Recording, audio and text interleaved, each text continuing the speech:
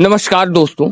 उत्तर प्रदेश के कुंडा कोतवाली क्षेत्र के एक गांव की लड़की के साथ 23 जनवरी 2025 को जब वह अपने घर से रात लगभग 10 बजे घर के बाहर वॉशरूम करने के लिए निकलती है तो गांव का ही एक लड़का जो कि पहले से घात लगाकर बैठा हुआ था। लड़की जब घर से बाहर वॉशरूम के लिए निकलती है तो उसका मुंह दबाकर उसे उठा ले जाता है और घर से लगभग 300 मीटर की दूरी पर एक ट्यूबवेल में और फिर वहां पर अपने दोस्तों को बुलाता है और बारी बारी से उस लड़की के साथ एक के बाद 3 लोगों ने दुष्कर्म किया। लड़की के साथ जब दुष्कर्म होता है और लड़के उसे छोड़कर चले जाते हैं तो लड़की अपनी जान देने के लिए गंगा में कूदने जा रही थी, लेकिन तभी लड़की को खोजते हुए उसके घर वाले पहुंच जाते हैं और फिर लड़की को घर लाते हैं। लड़की जब अपने ऊपर बीती हुई घटना को बताती है, घर वाले भी स्तब्ध रह जाते हैं, सोचकर हैरान रह जाते हैं कि एक लड़की के साथ 3 लोगों ने दरिंदगी की सारी हदें पार कर दी। लड़की के माँ बाप इस मामले में पुलिस के पास कंप्लेन करते हैं। फिर पुलिस लड़की की मेडिकल कराती है, लेकिन 1 लोगों के खिलाफ एफआईआर दर्ज करती है। 2 लोगों को अभी भी पुलिस ने बरी किया हुआ है और किसी को भी पुलिस ने अभी तक गिरफ्तार नहीं किया। कुंडा विधानसभा उत्तर प्रदेश के कद्दावर नेता रघुराज प्रताप सिंह उर्फ राजा भैया का क्षेत्र है, उनकी विधानसभा है। और आपको बता दें कि 1995 में कुंडा कोतवाली क्षेत्र के एक गांव में हिंदू मुस्लिम हुआ था। बहुत बड़ा कांड हुआ था। लगता है इतिहास फिर से दोहराया जा रहा है। पुलिस इस मामले में मौन बनी हुई है, एफआईआर करके अपना पल्ला झाड़ लिया है। सुप्रीम कोर्ट की गाइडलाइंस है कि यदि किसी महिला या लड़की के साथ रेप जैसा जघन्य अपराध होता है तो आरोपी को तत्काल गिरफ्तार किया जाना चाहिए, लेकिन पुलिस इस मामले में हाथ पर हाथ रख के बैठी है। अभी हमने इस मामले के जो विवेचना अधिकारी हैं उनसे बातचीत की तो उन्होंने कहा कि अभी हमने एफआईआर दर्ज की है, बयान दर्ज किया है, अभी गिरफ्तारी नहीं हुई है। हमारे साथ पीड़िता भी मौजूद है, उन्हीं की जुबानी सुनिए कि उनके साथ किस तरह से बर्बरता की सारी हदें पार कर दी गई। क्या हुआ था आपके साथ? हमारे साथ बलात्कार हुआ था। किसने किया था? कितने लोग थे? 3 लोग थे। ये रेप वाला जो मामला हुआ किस तारीख का? 23 तारीख। 23 और 24 की रात। कैसे क्या हुआ था? पूरी बात बताइए।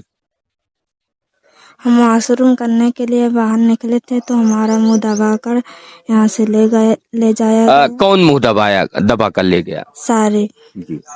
कहाँ पर ले गए? ट्यूबवेल पर। फिर वहां पर क्या हुआ? एक एक कर पूरी बात बताएं।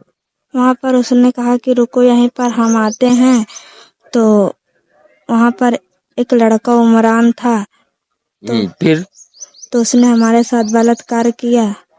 अकेले था उस समय? उस समय अकेले था। फिर बाद में सद्दाम को फोन करके बुलाया। क्या कहा उसको सद्दाम से? थोड़ी दूर जाकर बात किया था। फिर वो भी आया, उसने भी हमारे साथ बलात्कार किया। फिर क्या हुआ? फिर सुबह हम मरने जा रहे थे तो वहाँ पर मेराज मिला, उसने भी हमारे साथ बलात्कार किया। मेराज कौन है? प्रधान का भाई। बारी बारी से 3 लोगों ने। और जो यहाँ से मुंह दबाकर ले गया वो क्या उसने कुछ नहीं किया? उसने कुछ नहीं किया। तो उसके बाद क्या हुआ? उसके बाद हम मरने जा रहे थे तभी हमारे घर वाले पहुंचे हमें ढूंढते हुए, तो अभी हमें वहां से घर ले आए। फिर थाना गए, वहां पर रिपोर्ट लिखाई। थाने में गई तो आपका मेडिकल हुआ? हाँ, हमारा मेडिकल हुआ। जी। FIR लीक उठी? हाँ, लीक उठे। तो क्या हो रहा है, अभी तक गिरफ्तारी हुई?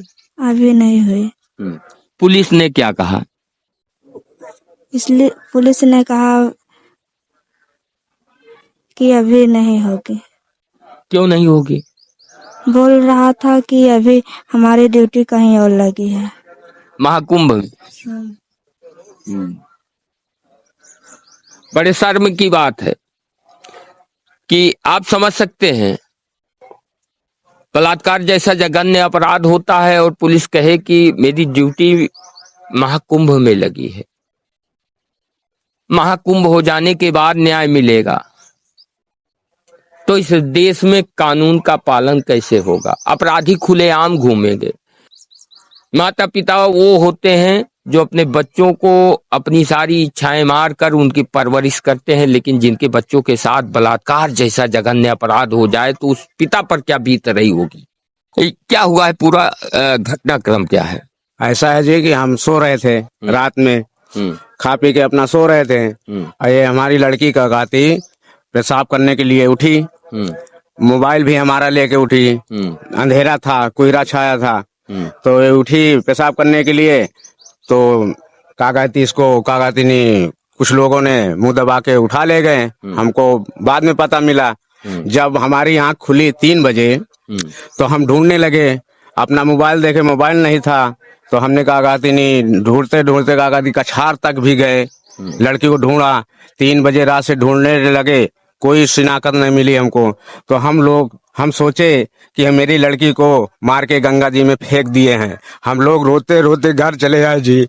फिर उसके बाद कागाती बहुत कुलगरा रो रहे थे, तब भी कागाती नहीं शिनाख्त मिली। तो हमारे लड़के ने कागाती सुबह 2-4 लौंडे लेके गया कछार की तरफ, तो कागाती एक कुरिया में लड़की मिली। जिस लड़का ने मुंह दबा के ले गया था वो हिमाना बोया है, उसी की कुरिया में मिली। जब वहां से लेके आए, नहीं आ रही थी कि मैं मर जाऊंगी, मैं नहीं जाऊंगी घर, किस सहारे जाऊं।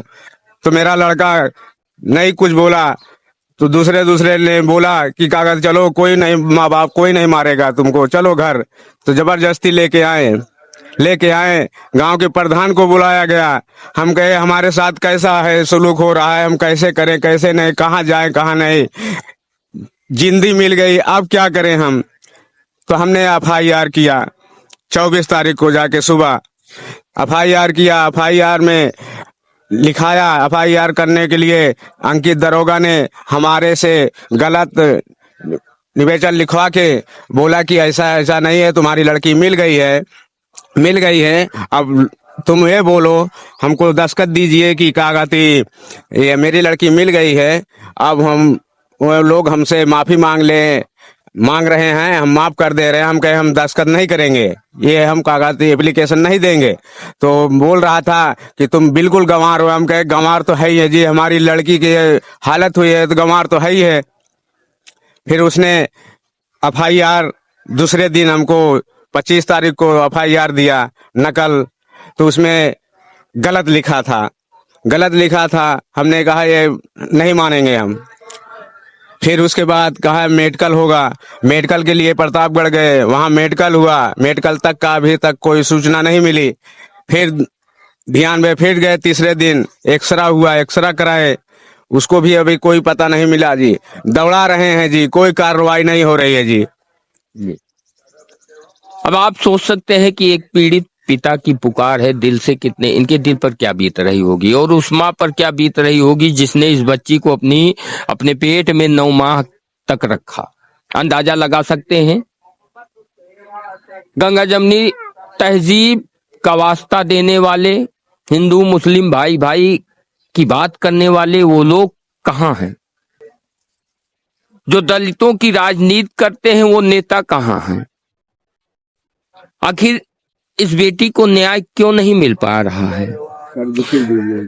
अपराधी खुलेआम घूम रहे हैं, पीड़ित परिवार पर मुकदमा उठाने की धमकी दे रहे हैं, जान से मारने की धमकी दे रहे हैं। आखिर कहाँ है कानून?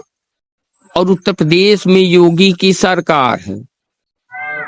राम राज्य, कैसा राम राज्य।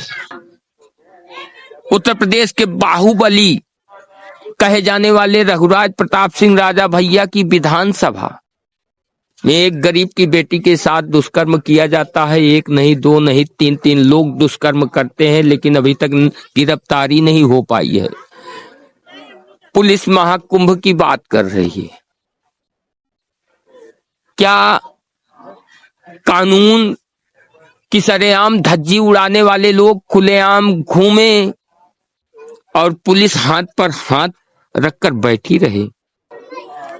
आखिर ये कैसा भारत है जहां एक बेटी को न्याय पाने के लिए इंतजार करना पड़े, जहां एक पिता, एक माता को इंतजार करना पड़े कि कब महाकुंभ खत्म होगा, कब हमें न्याय मिलेगा। योगी सरकार की कानून व्यवस्था पर भी बड़े सवाल हैं, गंभीर सवाल हैं कि एक पिता को न्याय नहीं मिल रहा है, उसे धमकी मिल रही है, मुकदमा उठाने की धमकी मिल रही है, और सनातन की बात करने वाली सरकार में ये हाल है तो अंदाजा लगा सकते हैं कि किसी और की सरकार होती तो इनका क्या होता। शायद थाने तक पहुंच ही नहीं पाते, इनका मुकदमा ना लिखा गया होता, इनकी बेटी को गायब कर दिया गया होता। आप लोग क्या सोचते हैं? अपनी राय कमेंट बॉक्स में कमेंट कर जरूर बताएं और इस वीडियो को ज्यादा से ज्यादा शेयर करें।